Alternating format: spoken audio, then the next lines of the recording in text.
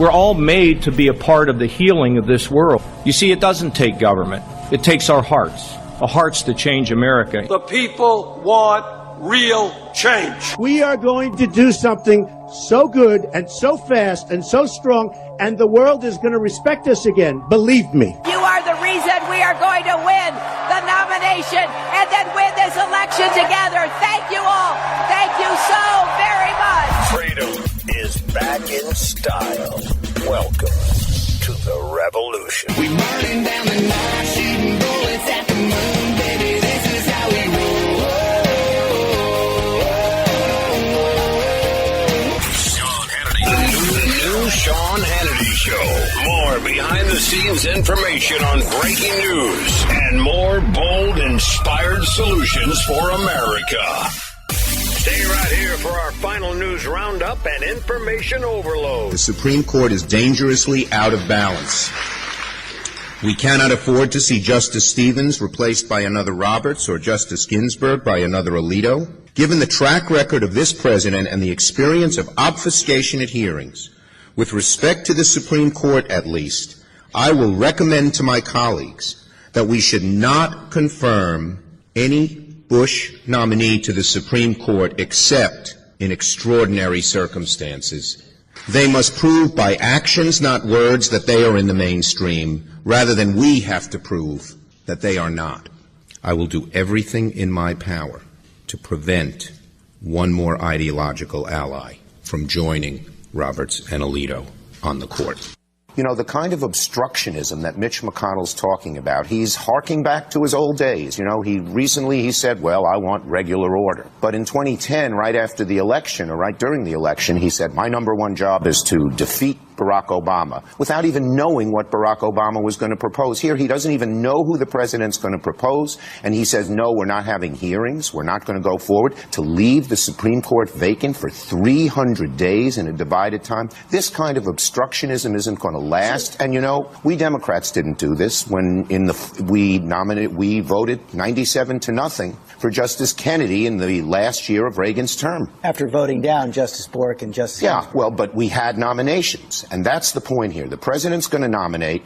I believe that many of the mainstream Republicans, when the president nominates a mainstream nominee, will not want to follow Mitch McConnell over the cliff. So that's what you think the president should do, send someone who he thinks can credibly get Republican support rather than send someone who will send a powerful message about the direction he wants to take the court in? I think first the American people don't like this obstructionism.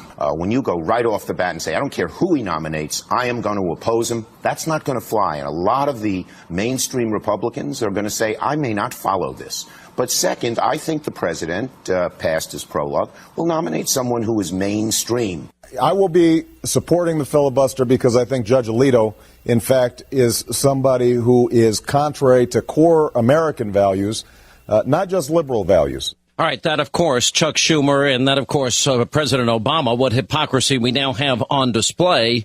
Now, the big question is whether Republicans are right to oppose the next Obama nominee to the Supreme Court. I think they are, and I think Chuck Schumer's comments and Obama's past actions justify it. Joining us now, Jay Sekulow, Chief Counsel for the American Center for Law and Justice. David Bernstein is a George Mason University Foundation professor at George Mason University School of Law in Arlington. By the way, his latest book, Lawless, the Obama administration's unprecedented assault on the Constitution and the rule of law. Also, Danielle McLaughlin is with us, a constitutional expert and attorney who has written many articles on Justice Scalia. Welcome all of you to the program. Danielle, I assume you knew Justice Scalia. Can you tell us anything about him? Hi, Sean. I did not know Justice Scalia. I wrote extensively about him in my book, The Federalist Society, How Conservatives Took the Law Back from Liberals, which was published a few years ago. As many people know, he was a giant of American constitutional law. What many people don't know is that he was involved with the society formed in 1982 when he was at the University of Chicago as a law school professor. A number of his clerks were associated with the group, and Scalia had been a part of that group really for the last 30-odd years, really as long as that group had been in existence. Mm-hmm. I think there's no question about his impact or the fact that he was a great public servant and that he brought a lot of intellectual and historical firepower to the court. I think where there will be questions about his legacy are grounded in his use of originalism.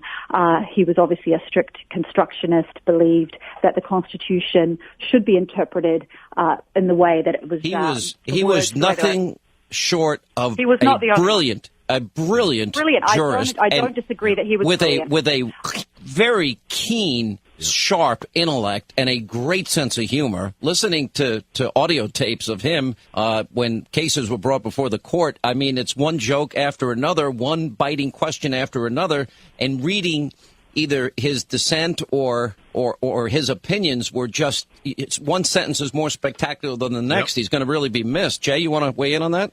Yeah, look, I have argued cases in front of Justice Scalia for 25 years, a quarter of a century. We were friends. In every case we had, win or lose, he always came out on our side. He's either the majority or in the dissent. And while we've won most of them, the few that were not successful on, he always had exactly that kind of dissent that you mentioned. I think, look, this is a guy that, as President Reagan brought back conservatism into the White House, the appointment of Antonin Scalia to the Supreme Court brought back a conservative thought, not just conservative statements, but conservative thought and an approach with the judicial philosophy that was originalist in intent, but also really carefully construed the Constitution. And you also said this, Sean, what a sense of humor. I cannot tell you how many times I played him on our broadcast today when I was at oral arguments, and he would make it would just at the right moment would say something funny to kind of loosen the tension in the place. And I will tell you, this is a guy I'm gonna miss. I'm praying for his family. This was, all of us are shocked that do cases at the Supreme Court. It was a great guy. I hate saying was. I mean, it's still that raw with me. But listen, I think the legacy of Antonin Scalia was he did everything he could to keep our constitutional republic going in the right direction. That's his legacy. Well, I agree with you. What about what Mitch McConnell said? I agree with Mitch McConnell. I mean, Chuck Schumer tried to pull this crap back in 2007, about 18 months before George Bush left office, and now all of a sudden he's crying foul. He's a total phony hypocrite, but there has not been a Supreme Court appointment in an presidential election year for 80 years now? Well, if you go back, the last time they had a situation like this, you're talking about, Rutherford B. Hayes in 1880. They've tried to bring up the Anthony Kennedy argument, but that doesn't work because Kennedy was nominated the year before the election, more than a year before the election, and that was after the defeat of Robert Bork and the Borking of Robert Bork, who would have been a great justice. So this history, Chuck Schumer in 2007, and I know David's going to talk about what the Democrats did in 1960, but in 2007, with 18 months to go, in Bush's administration, President Bush, George W. Bush's administration, he was saying we shouldn't confirm these. We told the American Constitutional Society we shouldn't confirm any of these coming up. Yeah. Shouldn't do it. All right. Sean, I think where people are having a problem, and I think where liberals are having an issue here is we saw on the GOP debate on Saturday night, every single candidate stood on that stage and said that President Obama should not appoint anyone, should not even nominate anyone to the court. That is simply ridiculous. Certainly, the Senate is part of this process. It must be Danielle, consent, and I'm sure that they won't give it. But Obama, Danielle, it was Chuck. Wait a minute. To nominate. It was Chuck Schumer that said in 2007 George Bush shouldn't have another appointment. I just played you the audio. Let me get too. He was wrong too. There are games on both sides, and I'm not.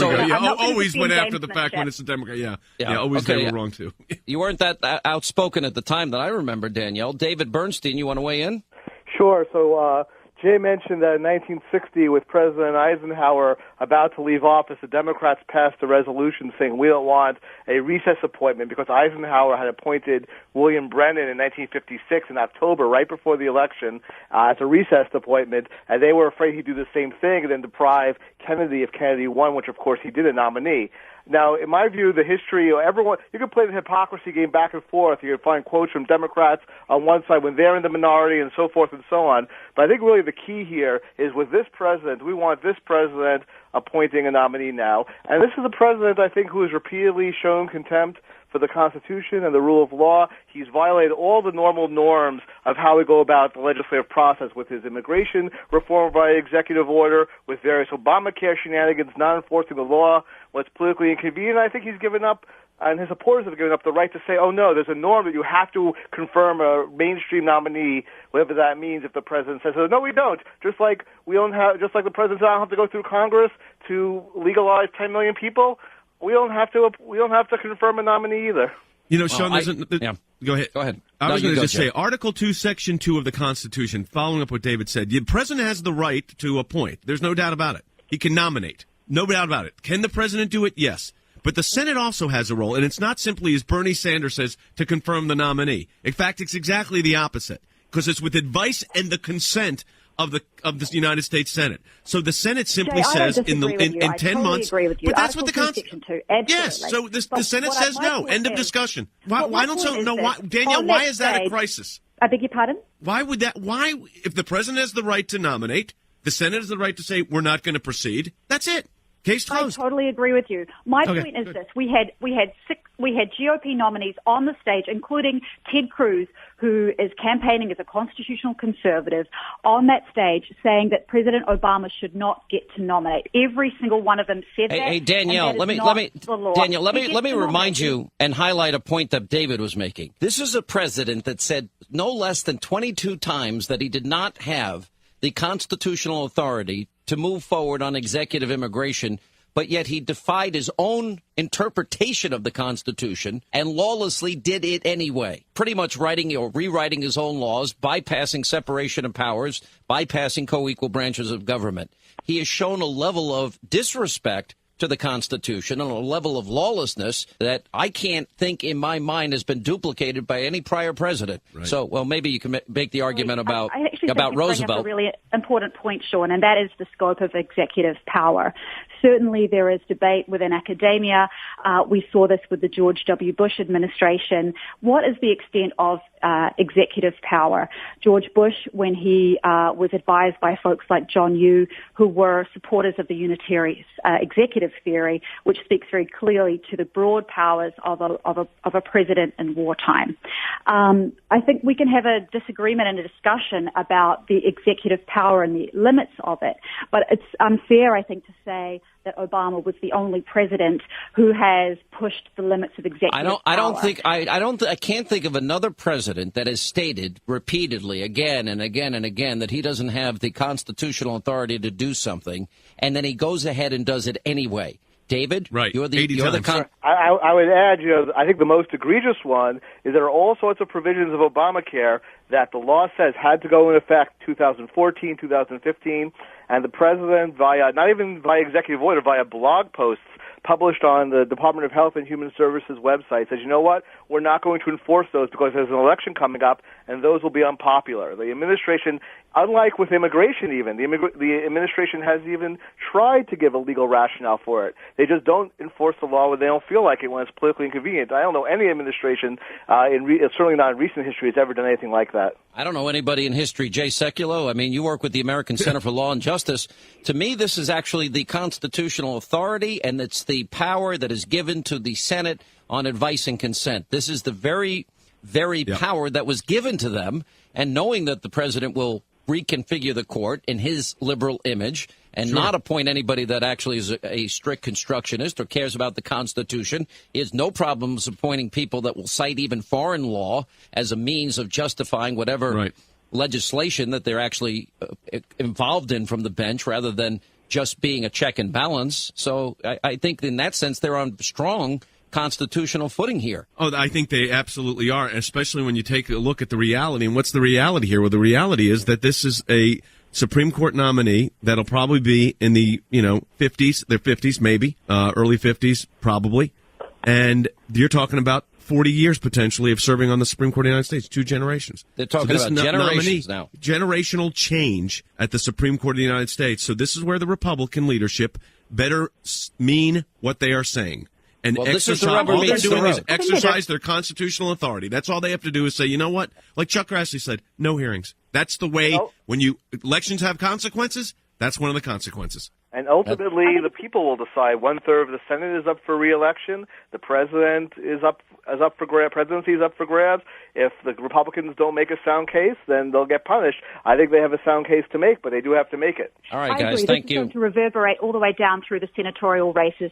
This is going to change the game in an enormous, enormous way. And I think what's good about this is that voters are going to think about this in a way that they maybe never have before. There's no question that the enduring legacy of a president is their pick to the Supreme Court. And I think it's great, frankly, that the electorate is going to get energized and involved. We're going to have a lot of great conversations about this, and we're going to see this play out all the way through to inauguration. Yeah, it certainly puts it front and center at the election, no doubt about it. The Supreme Court is now issue one. All right, guys, I really appreciate your insight.